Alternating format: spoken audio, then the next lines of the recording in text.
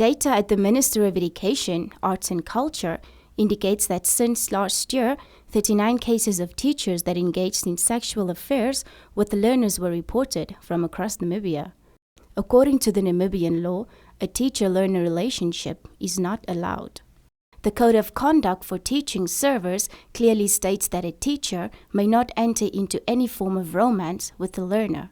It's very important that we protect our children because they are vulnerable. They're at the age where they're getting to learn about relationships, and we need to put the mechanisms in place that keep them safe. It can be very difficult as a young person to say no to a relationship, and that's when your relationships are the same age. The girl doesn't, or the boy, they're still learning how to self-confidence, self-worth, self-value.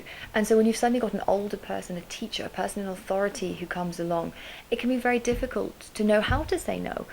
We bring our children up to show respect for teachers. We bring our children up to follow the discipline within the school. And so all of these power and hierarchy factors actually into play. And so we need to be doing our job.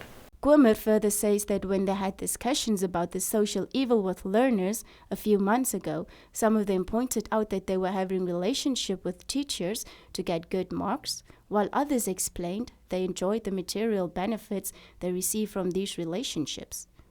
We know that this country, there's a lot of social challenges, there's a lot of economic challenges, and it can be difficult. As a young person, our young children going to school and they're hungry and they perhaps don't only have a meal at night, and the fact that they think, well, if I get in a relationship, I get something to eat. It's very difficult to practically say no to that, And I think you can't ever judge someone for, what you do because you're so hungry, and particularly as a young child, what can we do to help them? What can we do to support them? Are we doing enough to support our children? Because these are our children. We can't just sit and say, no, don't do this, and yet we don't give them better alternatives. We don't protect them. We don't give them the options to keep them safe. As adults, that's our duty, and as schools and as teachers, their duty is looking after the children, the best interest of the children. That's certainly not having a relationship with a learner. Failure to adhere to the Code of Conduct can result in disciplinary procedures, which could lead to the permanent dismissal of a teacher.